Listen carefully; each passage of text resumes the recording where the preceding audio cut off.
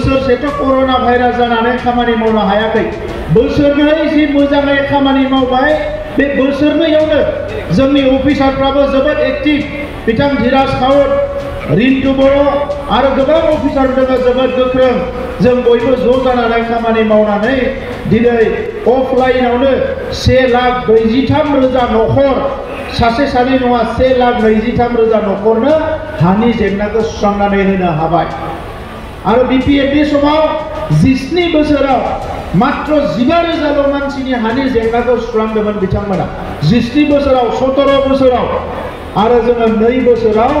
1,43,000 मानसिनि हानि जेंनाखौ सुस्रांनानै होबाय। बियो अफलाइन। मोनसे समाव खामानि मावनो हायाखैमोन, पुलिस आर्मि फैयोमोन, अपारेशन जायोमोन, हमनानै लाङोमोन, जेलाव सोयोमोन, मोनाबानो ओंखारनो हायामोन। दा बे जेंनाफ्रा 100% सिरि जाबाय। फैगौ मार्च मासनि गेजेराव, डिसेम्बरखौ जोङो थांखि लादोंमोन, नाथाय मार्च मासनि गेजेराव फाइनेन्सियेल इयार जोबजासिम चिरां जिल्लायाव जेसेबां अखा सेरनाय फरायसालि दङ, गंफ्रोमबो फरायसालिखौ फाहामनानै फरायसाफ्रा जाहाथे मोजां फरायनो हायो, बे थांखिखौबो जोङो लादों। निख्रुइ बांसिन जे हानि सार्टिफिकेट मोननो थांगासिनो दङ, दा बेखौ लानो थाखाय एबा रिसिभ खालामनो थाखाय फैनाय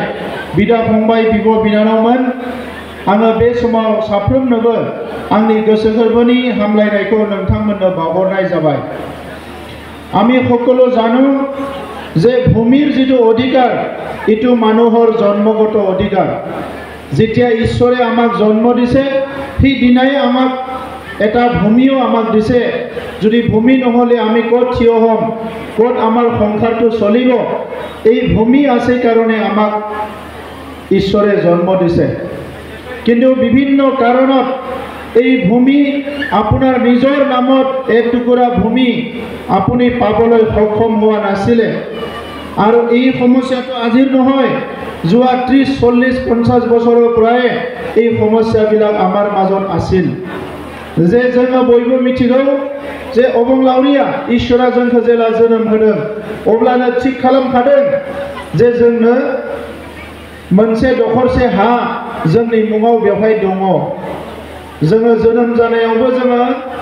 हानि सायावनो जोनोम जायो आरो थैनायावबो जोङो हायावनो थैयो। दा ओंखायनो इसोरा अबंलावरिया जोनोम जानाय लोगो लोगोनो जोंनो हानि मोनसे दखरसे हाया जे जोंनि, बेखौ थि खालामनानै हरखादों। नाथाय गोबां जाहोनाव बे हाखौ आंनि एबा बे हाया जोंनि होननानै जोङो मोननो हायाखैमोन। आरो बियो दानि बाथ्रा नङा, थांनाय 20, 30, 40, 50 बोसोरसिम गोबाङानो रायजो जाग्रा मानसिफ्राबो हानि मोनथायफोरखौ मोनाखैमोन। दा बेखौनो नुनानै, बेखौनो नोजोर होनानै UPPL BJP जेला सरकार फैबाय 2020 मायथाइयाव, बिटिआर ओनसोलनि गासैबो हारि माहारिनि रायजो राजाफोरनि जि गाबख्रावनाय एबा बयनिबो जि दुखु, हाखौ लानानै बे जेंनाखौ सुस्रांनांगौ होननानै जोङो बयनिख्रुइबो गोख्रों थांखि लादोंमोन। आरो बे गोख्रों थांखिखौ आगोलनि सरकारफ्राबो, आगोलनि लिडारफ्राबो लानो हागौमोन, नाथाय बिथांमोना हा गैजायै मानसिफोरनि दुखुआ मा, बेखौ बिथांमोना बुजियाखैमोन एबा बुजिनो नाजायाखैमोन।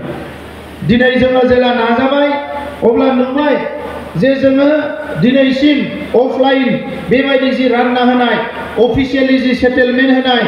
बे गासैजों 1,43,000 सुबुंनि हानि जेंनाया अलरेडि बे 3 बोसोर 3 खावसे बोसोरावनो जोबलांबाय। एसे आगोलाव रन्जित बसुमतारी बिथाङा नोंथांमोननो फोरमायदों जे जोंनि जि हा हुनि जेंना,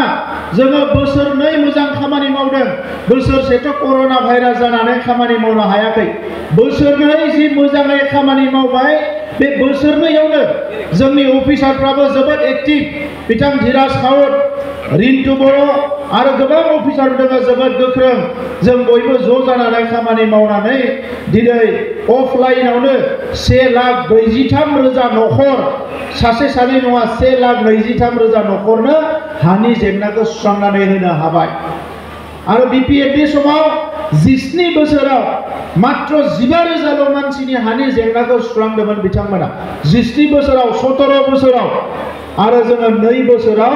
1,43,000 मानसिनि हानि जेंनाखौ सुस्रांनानै होबाय बियो अफलाइन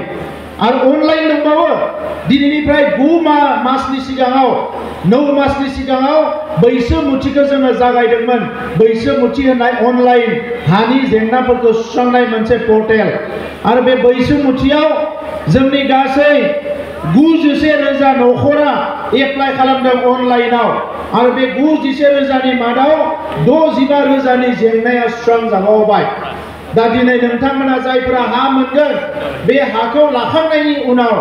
नोंथांमोना अनलाइनबो एप्लाइ खालामनानै सार्टिफिकेट लाबावनो हागोन बेवहाय फिस एसे होनांगोन अनलाइनाव रावनोबो घुस होनाङा जेबो होनाङा खालि अनलाइनाव एसे फिस होबाथाय बेखौ अनलाइनावबो नोंथांमोना मोनसिगोन दिनैनि उनाव मानोना नोंथांमोननि हाया डिजिटाइज जाजोबखासिगोन गासैबो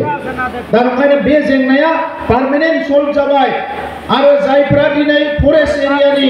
बिथांमोनाबो जायफोरा 5 बोसोर जाबाय बिथांमोननि हाखौ रेभिनिउ लाबोनो थाखाय अलरेडि जोङो थांखि लाबाय गुबुन गामिफोर बायदि नोंथांमोननियाबो गासैबो जायफोरा फरेस्टआव दङ बेयो रेभिनिउ जागोन दा ओंखायनो दिनै मानगोनां रायजोफोर आं गुबुन बाथ्राखौ बुंनो सानाखै बै समनि सरकारा जोबोद गोनो गोथोमोन बै समनि सरकारा थांखि लायामोन बै समनि सरकारा रायजोनि बाथ्राखौ सानामोन लोंनाय जानायजोंनो बिथांमोना समखौ बारहोदोंमोन नाथाय जोङो गोबाव बोसोर सोमावसारनानै हारिनि बिबानखौ मावनो फैनाय लेखायै हारिया आसलते गुबैयै मा जेंनायाव गोग्लैनानै दङ बे जेंनाफोरखौ मोनसे मोनसे बुथुमनानै नायगिरनानै बे जेंनाखौ जोङो सुस्रांजोबनो नागिरदों आरो फैगौ सरकार जोबजासिम आरो बोसोरसे जोंनि आखायाव दङ बे बोसोरसेयाव 90% हानि जेंनाखौ जोंनि मानसिनि सुस्रांना होनो थाखाय जोङो थांखि लादों 90% जेंनाखौ जोङो सुस्रांनानै होनायनि थांखि लादों दा ओंखायनो नोंथांमोनाबो जोंखौ मदद खालामनांगोन जे बे जों बोरैहाय बे खामानिफोरखौ गोख्रोङै मावनो हायो फिसा फिसौ कन्ट्रोभार्सिफोरखौ एसे बयबो नोजोर होनांगोन सोरबाया दिनै बबेबा जायगायाव दङ हाग्राबारियाव थांना थाहैदों किन्तु हाग्रायाव मोनसे आयेन दङ बे आयेननि गेजेरजों हा मोना थेवबो बेवहायबो जबरदस्त थांनानै थाहैदों जेराव मोनो बेवहायथ' जों होखागोन किन्तु गोदानै हाग्राखौ दाननानै जायफोर थाहैदों बिथांमोननि थाखाय जेंना जायो मानोना हाग्राबारियाव आयेन दङ दा ओंखायनो जों नाजादों जे बै सुबुंफोरखौबो जेराव होथावथाव हा दङ बेखौ नायगिरनानै बे गासैबो हाखौ जोङो सुस्रांजोबनो थाखाय जोङो थांखि लादों गुबुन फारसेथिं दिनै रांखान्थि जौगानायनि थाखाय सेल्फ हेल्प ग्रुपफोरनो जोङो अनसाय बिथांखि होदों बे अनसाय बिथांखिया कन्टिनिउ जागोन आरो जोङो मास मोननैसोनि गेजेरावनो प्राय 6,000सो आइजोफोरनो सेल्फ हेल्प ग्रुपनो 15,000 करि रां होनो थाखाय थि खालामबावदों गोदानै अरुणोदय जाबावगोन बे अरुणोदयखौबो गोदानै जिरायनानै निसिमानि जेंनाफोरखौबो जोङो दिनै लाजोबबाय दा दिनै मात्र काजलगाव दङ सानथामसो उनाव काजलगावआवबो जिरायगोन आङो मोनफ्रोमबो गामिनि मानसिफोरखौ लिंनानै बबे गामियाव मा जेंना दङ बेखौ जोङो रायलायगोन सिगांनि सरकारखौ होसोना थांनांगौमोन नाथाय दानि सरकारा रायजो राजानि खाथियावनो फैनानै खामानि मावनो जोङो दावगालांगासिनो दङ जोंनि लाइमोनफोरनि जेंनाफोरखौबो सुस्रांनो थाखाय कलेजफ्राव दायो जोङो इन्टारभिउ होनो 3rd ग्रेड 4th ग्रेडनिफ्राय लानानै 1st ग्रेडसिम इन्टारभिउ होनो थाखाय बिसोरो बोरैहाय सोलोंनांगौ स्किल जानांगौ बेनि थाखाय माखासे कलेजाव दायो ट्रेनिं होगासिनो दङ आसामनि साख्रियानो जाथों बिटिआरनि साख्रियानो जाथों मानोना बयनिबो न'खरा मोजाङै संसारा सोलिनांगोन देहाफोरनि जेंना गोबां हस्पिटालफोरखौ थिक खालामनाय जाबाय नैबे जेएसबि हस्पिटालनि माखासे फिसा जेंना ओंखारदों बेखौ लानानै आङो सावरायगासिनो दङ डिपार्टमेन्टआव जे बे जेएसबि हस्पिटालनि जेंनाखौ फोजोबस्रांनो थाखाय चिरां जिल्लायाव 2-3सो गोदानै जोङो माखासे पिएचसि मिनि पिएचसि सिएचसि गायसननायनि थाखाय प्लेनिं खालामगासिनो दङ दिनै चिरां जिल्लायाव आसाम मालानि लामा फैबाय जि जायगाफ्राव दालां जायाखैमोन बेफोरो दालाङा जाबाय कलेजफोरखौबो लासै जोङो बेनि इमप्रुभमेन्टनि थाखाय डेभेलपमेन्टनि थाखाय खामानि मावगासिनो दङ दा ओंखायनो मानगोनां रायजोफोर नोंथांमोना 2020आव जोंनि जि दोलो बेखौ नोंथांमोना मदद खालामबाय फिन थांनाय एमएलए इलेक्शनावबो एमएलए देरहाबाय एमपि इलेक्शनाव एमपि देरहाबाय आरो दायो बाइ इलेक्शन फैगासिनो दङ दा बे इलेक्शन जि फैदों दा बेवहाय जोंनि आखाइखौ एबा जोंनि दोलोखौ जों UPPL आरो BJP नि जि सरकार सालायगासिनो दङ बेखौ गोख्रों खालामनाय माने रायजो राजानि जेंनाखौ सुस्रांनो हानाय जायफ्रा दिनै गोबां सम मोनदोंमोन खामानिखौ मावाखै बिथांमोननि खोथाखौ दिनै सानबा जानाय नङा जायफ्रा खामानि मावदों बिथांमोनजों थानानै गावबा गावनि खामानिखौ जेंनाखौ सुस्रांनानै लानांगोन मोनसे समाव खामानि मावनो हायाखैमोन पुलिस आर्मी फैयोमोन अपारेशन जायोमोन हमनानै लाङोमोन जेलाव सोयोमोन मोनाबानो ओंखारनो हायामोन दा बे जेंनाफ्रा 100% सिरि जाबाय नोंथांमोना नुदोंना नुवाखै सोरबा गिबावो नामा दायो मोनाफ्राव रावबो गिनांगौनि मोनसे थासारि गैला दा नंखायनो जोंनि खोथाया एकदम रोखा जेब्लायसिम जोङो सरकार सालायगोन जेब्लायसिम जोंनि हान्जाया खामानि मावगोन बड'लेण्ड ओनसोलाव मालाबाबो हिंसा मालाबाबो गाज्रि थासारि बायदिसिना जि समाजा जेंनायाव गोग्लैनांनाय बे थासारिखौ जों मालाबाबो जानो होनाय नङा आरो जोंनि आइ आफाफोरनि जेंनाखौ मोनसेनि उनाव मोनसे गासैबो जेंनाखौ सुस्रांनो थाखाय जों थांखि लादों आरो चिरां जिल्लायावबो फैबाय थानाय समाव चिरां जिल्लाया सोलोंथायाव जोबोद दावगाबाय मेट्रिकनि रिजाल्टआ 1 नाम्बार जाबाय दा जों थांखि लादों फैगौ मार्च मासनि गेजेराव डिसेम्बरखौ जोङो थांखि लादोंमोन नाथाय मार्च मासनि गेजेराव फाइनान्सियेल इयार जोबजासिम चिरां जिल्लायाव जेसेबां अखा सेरनाय फरायसालि दङ गंफ्रोमबो फरायसालिखौ फाहामनानै फरायसाफ्रा जाहाथे मोजां फरायनो हायो बे थांखिखौबो जोङो लादों जाहाथे फरायसालिफ्रा मोजां जायो আজি আপোনালোকক মই ক'বলৈ পাই আনন্দিত হৈছো যে যোৱা বহুত বছৰ আমাৰ মাজত কাজিয়া হল বড় অবড় হল বিভিন্ন পৰিবেশ সৃষ্টি হল বিভিন্ন এই সমস্যাবিলাক সমাধান কৰিব নোৱাৰাৰ কাৰণে হয় আগত যিসকলে চৰকাৰ চলাইছিলে তেখেতসকলে ৰাস্তা পদূলি ঠিকমতে বনোৱা নাছিলে মাটি বাৰীৰ সমস্যাটো গুৰুত্ব দিয়া নাছিলে আমি যদি আজি দিব পাৰিছো BPF কিয় দিব নোৱাৰিলেহেঁতেন মাত্ৰ 17 বছৰত মাত্ৰ 15,000 ভূমি সমস্যা সমাধান কৰিলে আমি মাত্ৰ 2টা বছৰ কাম কৰিলো 1 বছৰ করোনা ভাইৰাছ হল এই 2টা বছৰ ভালকে কাম কৰাত আজি ৰঞ্জিত বসুমতাৰী ডাঙৰীয়াৰ নেতৃত্বত আৰু আমাৰ যিখিনি ৰেভিনিউ ডিপাৰ্টমেন্টৰ যিখিনি ষ্টাফ আছে অফিচাৰ আছে আমি 1,40,000 অফলাইন ভূমিৰ সমস্যা সমাধান কৰিলো নমস্কাৰ দাওহাৰু অটো এজেন্সীলৈ স্বাগতম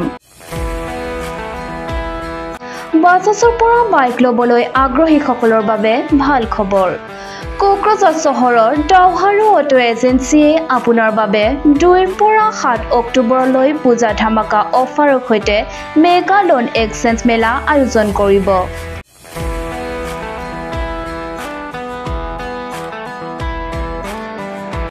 এই দাওহাৰু অটো এজেন্সীৰ শ্বৰুমে গ্ৰাহকসকলক নিম্নতম ডাউন পেমেন্ট দিব আপুনি দাওহাৰু অটো এজেন্সীৰ শ্বৰুমৰ লগতে মেগালোড এক্সচেঞ্জ মেলাত আগবঢ়োৱা পূজা ধামাকা অফাৰবোৰ দৰ্শন কৰি আপোনাৰ বিচৰা বাজাজ বাইকখন আনিব পাৰে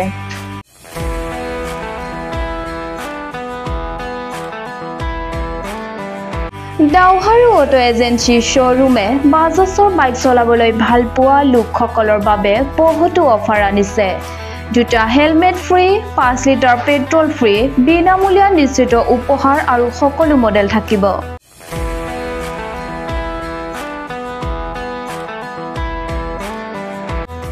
ইচ্ছামতে বাইক এখন ৰখাৰ সম্ভাৱনা আছে মাত্ৰ 500 টকা পৰিশোধ কৰি গুৰুত্বপূৰ্ণ তথ্য গ্ৰাহকসকলক 4টা পুৰস্কাৰৰ যিকোনো এটাৰ পৰা বাছনি কৰিবলৈ অনুমতি দিব স্মাৰ্ট ঘড়ী ইয়াৰফোন বেগ আৰু ব্লেংকেট লগতে দাওহাৰু অটো এজেন্সী শ্বৰুমে এক উৎকৃষ্ট সুযোগ প্ৰদান কৰে বাইক গ্ৰাহকসকলক এখন বিনামূলীয়া লটাৰী কনফাৰেন্স প্ৰেৰণ কৰা হ'ব আৰু যদি এই লটাৰী সন্মিলনত আৰম্ভ হয় তেন্তে প্ৰথম পুৰস্কাৰ স্মাৰ্ট টিভি দ্বিতীয় পুৰস্কাৰ ৱাশ্বিং মেচিন আৰু তৃতীয় পুৰস্কাৰ ৰেফ্ৰিজাৰেটৰ থাকিব সেয়েহে এই সুযোগবোৰৰ সদ্ব্যৱহাৰ কৰি দাওহাৰু অটো এজেন্সীৰ শ্বৰুমটো বিলম্ব হিচাপে প্ৰদান কৰক অধিক বিৱৰণৰ বাবে 8822018193 6000399187 আপুনি বিচৰা এক নম্বৰলৈ বাৰ্তা প্ৰেৰণ কৰিব পাৰে